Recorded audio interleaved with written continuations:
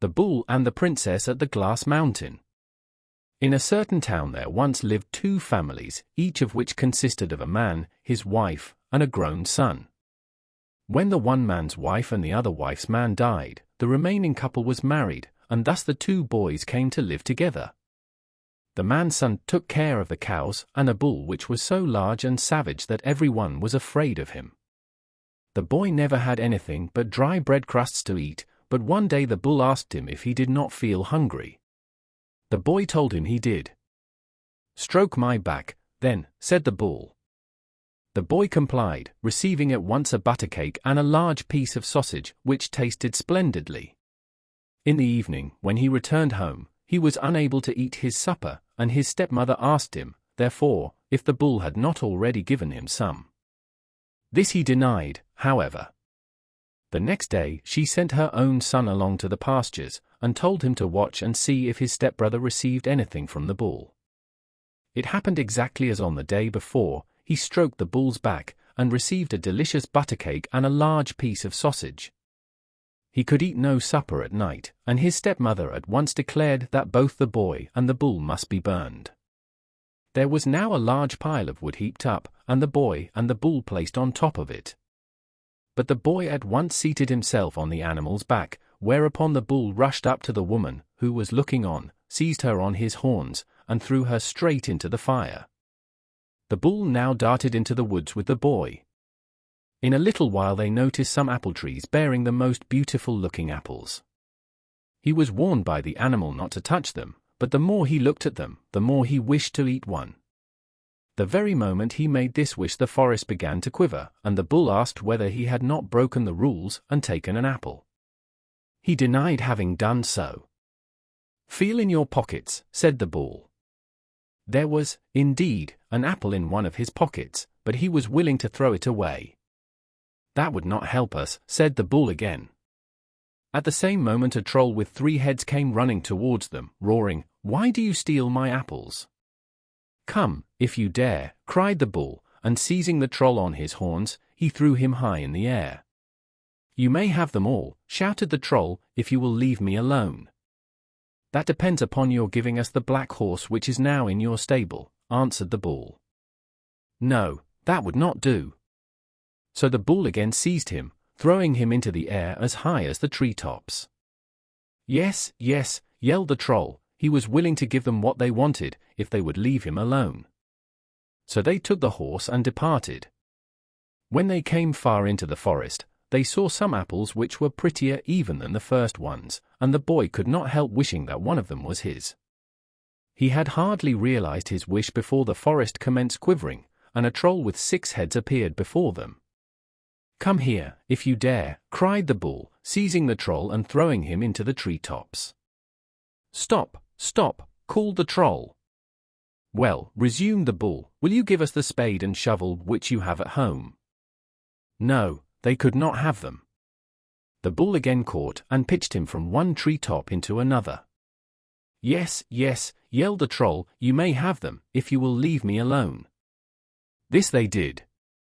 After resuming their journey, they reached in a little while some trees with apples more beautiful than those which they had already seen. "Now be sure and take none," said the bull.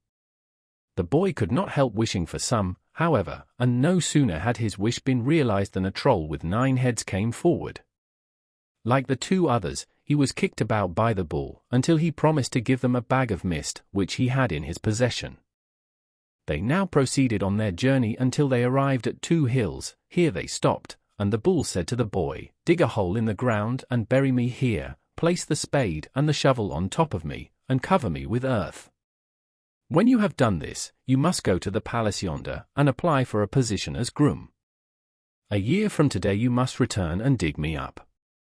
Remember, however, to bring 1 dish of water, 1 of blood, and 1 of milk with you." He promised to remember and to obey, but of course he did not like to bury his friend. Having done so, nevertheless, he walked up to the palace, where he had no difficulty in securing a place as groom.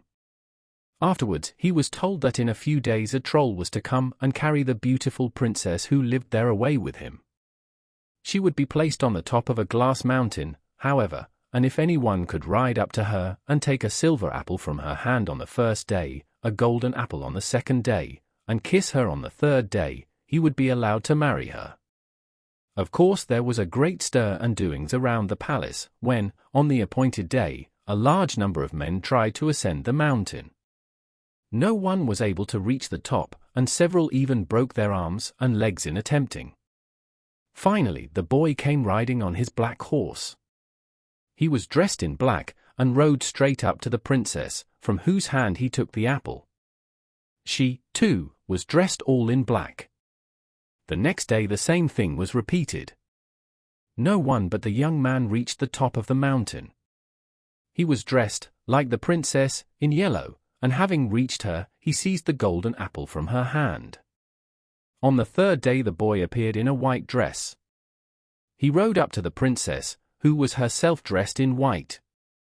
But when he bent down and kissed her, she managed to tear a small piece of cloth from his coat and put it aside. All the spectators were, of course, very anxious to know the name of the clever person who had been able to ride where a great many skilled and practiced noblemen had broken their limbs.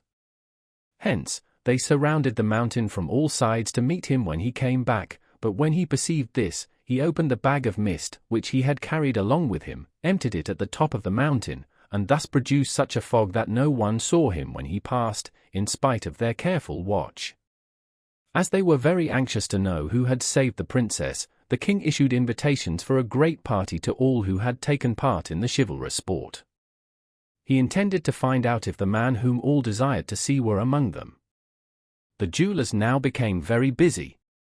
Everyone who could afford it had silver and gold apples made, but none of them was found to be the right one.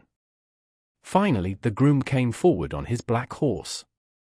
Riding up to the princess, he threw his silver apple in her lap, and she recognized it at once as her own, but the young man immediately rode away again.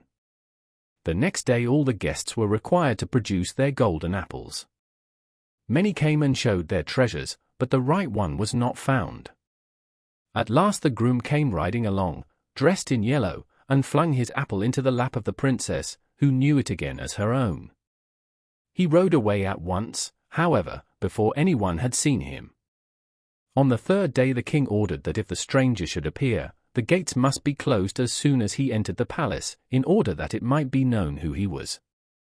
The young man appeared in due time, mounted on his horse and dressed in white, and the gates were promptly closed as soon as he had entered the courtyard.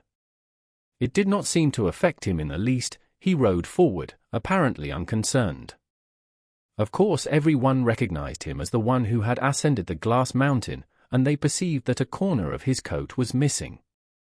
Now all became very busy in tearing off bits of their coats, but to no effect at all, for when they were all brought into the presence of the princess, the piece of cloth in her possession fitted exactly, and only, to the groom's coat, and she was at once sure that he, and no one else, had saved her, and wished to be married to him. At first the king was not quite satisfied, hearing that the young man was only his groom, but as the princess insisted, and as the boy was also willing to be married to her, it was determined that the wedding should take place at once. Now the boy asked permission to drive out for a few hours. When he returned he would be ready for the ceremonies. This was granted, a carriage made ready for him, and as the princess desired to join him, they drove away together. She thought it singular that he took milk, and blood, and water with him, but said nothing. Of course he intended to go to the place where he had buried the bull, for this was the day exactly a year ago when he had consigned him to the grave. At the time that the carriage arrived in the neighborhood of the 2 hills, he bid the coachman stop, and alighted, carrying his articles with him. The princess asked permission to follow, but this he refused. He soon found the place.